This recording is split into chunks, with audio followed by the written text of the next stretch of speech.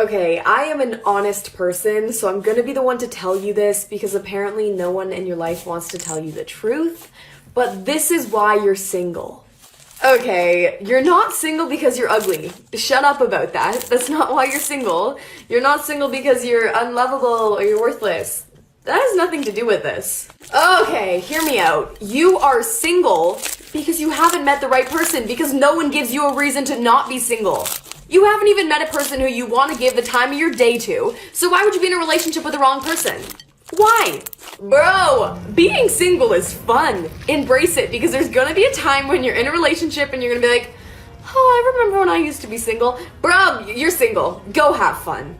You're single because you haven't met the person who is going to embrace you for everything that you are, rather than trying to change you into what they want. Honey boo boo child, you need time alone. You need time out of a relationship. You need time to be in love with you. Storytime. Okay, so when I was 14, I was a freshman in high school. At the time, I wasn't really good at school. I wouldn't finish my work. School was not for me. I had this social studies teacher, we'll call him Mr. G. So Mr. G and me got along all the time. This dude would let me get away with whatever. But he also knew that I sucked at finishing my work and turning in my assignments. I had Mr. G first and second semester, but I failed his class first semester, so I decided to try to get it together second semester so I could at least get 1 credit. The only problem was that he would give us assignments literally every single day. And me being me, I couldn't keep up. But I wasn't the only one, because there were other kids in the class that were also missing a lot of assignments. So Mr. G gave us a free day to finish all those assignments. I took advantage of that day and I finished all my assignments, and I even turned in one of the assignments that he had given us that day. Now, I had actually tried for that assignment, so I finished it within 10 minutes. After that, I turned it into Mr. G thinking nothing of it. All of a sudden, I see this dude get up with my paper. He crumples it up, throws it in the trash can, steps on it while it's in the trash can, pours his coffee on it, and then he spits on it. So I look at him and I was like, what'd you do that for? And then he just responds with, you were cheating. I told him that I wasn't cheating and that I can prove it to him. So he was like, okay, bet. And he gave me another paper. I ended up sitting far away from everybody so that way he couldn't think that I was cheating. I finished my assignment in 5 minutes and gave it to him, and I told him that he better pay up and give me extra credit. And he did. He told me that he was sorry, but we ended up laughing in the end because that was such an extra thing to do. Storytime about how I crashed my dad's really expensive car. So a little background information. My mom had just got remarried to my stepdad 3 years ago, and he was this rich asshole who owned a bunch of food trucks and thought he was the shit. Well, at the time I also had a boyfriend, and we had only been dating for like a month and a half. But my boyfriend would always beg me to let him drive my stepdad's car, and I always said no because that was like his child. Like, he had children. He could care less about them. His car was more important. Anyway, so the one weekend my parents are out of town, and one of my friends was throwing a graduation party. So that whole day my boyfriend was trying to talk me into taking the car, and I already knew where my stepdad hid the keys. So I just decided I wouldn't drink that night and I would just take the car. He kept asking me if he could drive, but clearly I said no, because this kid literally told me that he crashed the first 2 cars that he had. So we get to the party, we're having a good time, and one of my friends tells me that everybody's taking pictures with my car outside. Like for part 2.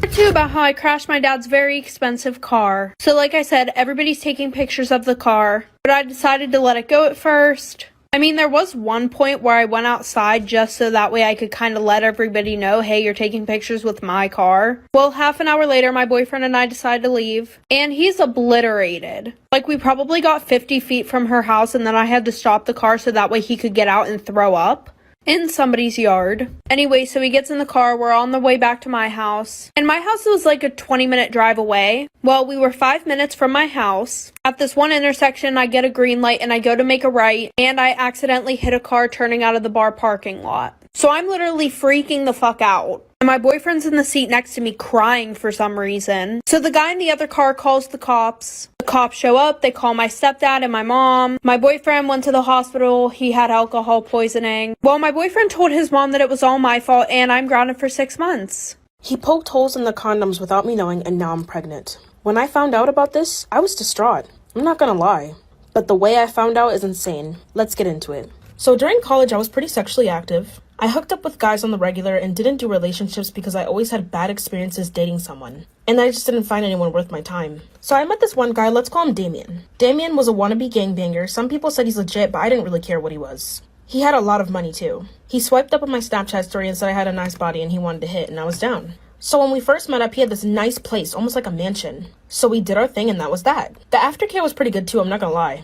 Then when I was about to leave, he asked me where I was going and I said home. He suggested that I should stay. I told him I didn't want to, so he gave me a ride home. Before I got out the car, he asked me out on a date. My gut was telling me no, but I decided to go anyways. So the next day, he picked me up at 8 p.m. in his Mercedes. So we ended up going to the restaurant and he took me to a super expensive restaurant. You will not believe what restaurant it was.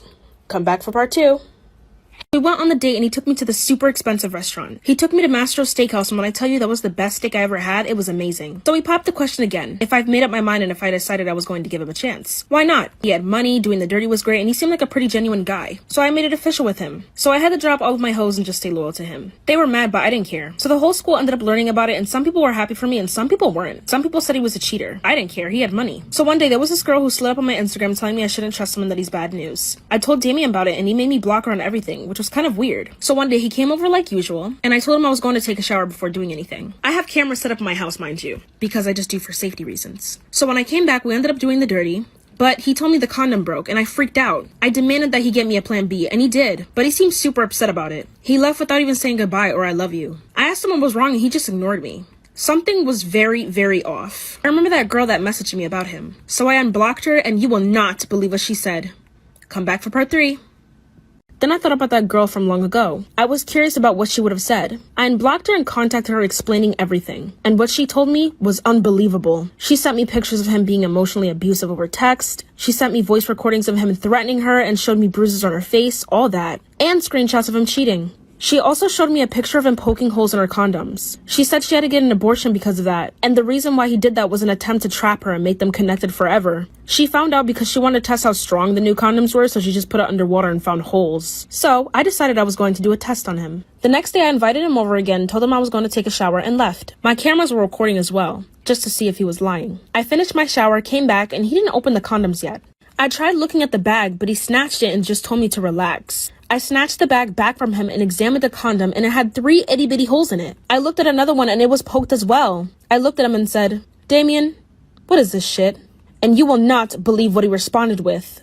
Come back for part 4. I snatched the bag from him and examined the condom, and it had 3 itty-bitty holes in it. Damien, what is this shit? And he looked shocked and said he didn't know. I told him he poked holes in it and he got super mad and told me I was lying. I told him to get out and he grabbed my wrist saying no. I said to leave before I called the cops and he did. He was clearly lying. But the last and final test, the cameras. I opened my spy cam window on my browser and saw him just sitting there for 10 minutes. Then he took out a needle from his pocket and began poking holes in the condoms.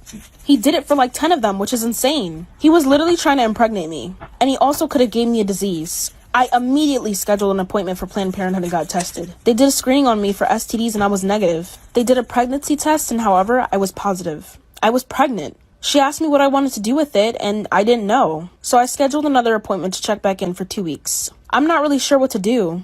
I don't know if I want a baby. I'm not mentally or physically prepared to do so. Help this girl in the comments down below. Follow for more story times and follow my Instagram as well. So last night I was followed home and I'm leaving. So I was at my friend's house till around midnight last night, and that's when I decided to start heading home. So I'm heading home when this red truck turns off of a road and they flash their brights into my car and then go behind me. I don't think anything of it, I don't overthink it, and I don't care. He's behind me for a good maybe 5 miles, and I'm not thinking anything of it until this dude starts slowing down a lot. He's going maybe 10 miles an hour behind me. And that's when I started freaking out a little bit because why are they going so slow? But then eventually they turned down a side road, so I was like, okay, I'm fine, whatever. So I keep going down this road when I see the car waiting for me at another side road. Meaning they went in a circle to try to cut me off.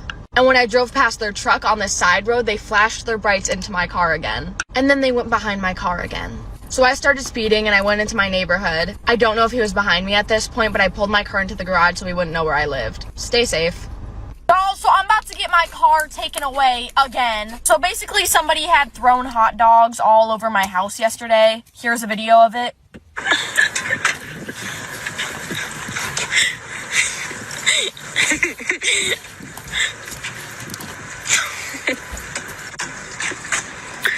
Literally not even a big deal. It's funny. I got a good laugh out of it. And then I picked every single hot dog up. I threw it away. Got a good laugh. Thought it was funny. End of story. It was a good night. And this all happened while my dad was at work. So he was unaware that hot dogs were all over the front yard and shit. So I had left one hot dog in the grass because I had forgotten to pick it up. I get a call from my dad this morning.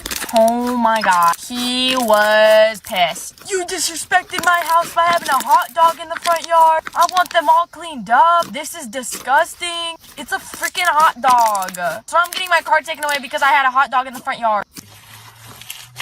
Storytime about a catfish that went way too far. My coworker Ron was always looking for girls way above his league on dating apps and social media. If the girl didn't look like a supermodel, he wasn't interested. He would always complain that the girls he liked would never respond. To make matters worse, Ron isn't the best looking guy in the world and he'd been out of the dating scene for a few years. We told him to lower his standards and be more realistic, but he wouldn't budge. One of my other coworkers named Jason